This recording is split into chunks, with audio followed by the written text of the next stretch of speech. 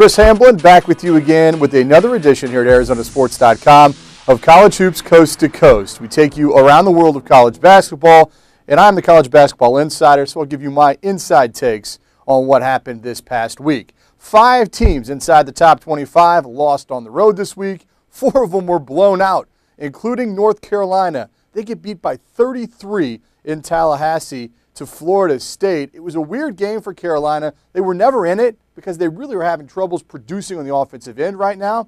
But at about the 14-second mark in the game, Roy Williams pulls his entire starting 5 off of the court and doesn't sit him on the bench.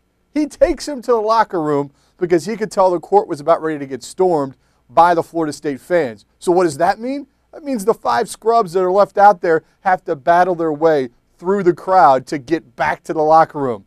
You can imagine the reaction that Carolina fans had towards their coach. He had to apologize for doing that. Carolina's at a crossroads this season. It's a team that we saw him play on the aircraft carrier earlier this year against Michigan State, and you thought, wow, they've got national championship dreams, and actually looked like they could do it.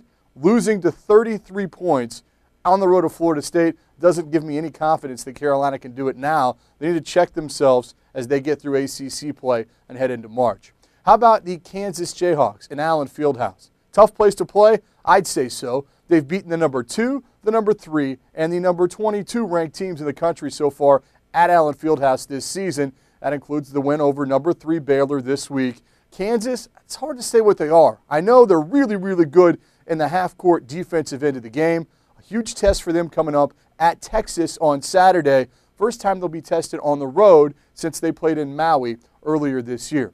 How about U of A? This is a team that is at 12-6. They're at 5th place in the Pac-12, and we've mentioned it a bunch here on College Hoops Coast to Coast.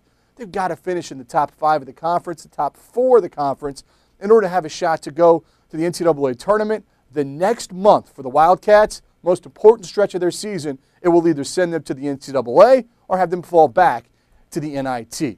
Time now for the Twitter question of the week. You tweet at me, I answer your questions. This week's question is, the Mountain West Conference and the Missouri Valley Conferences, are they better than the Pac-12? I think the stats prove it.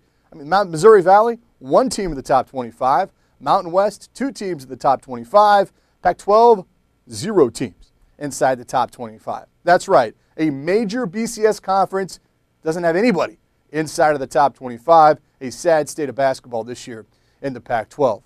Here's what you need to be watching this weekend. And I feel like I'm always going back to the Big 12, and Baylor's been in what to watch a couple times, but if you love tempo, if you love basketball that just gets up and down the court, watch number 3 Baylor at home with number 5 Missouri this weekend. This matchup will be awesome if you like points and probably not too much defense. That's Saturday.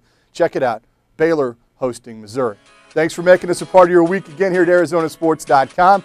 Check back with us next week as I take you around college basketball with College Hoops Coast to Coast right here on ArizonaSports.com.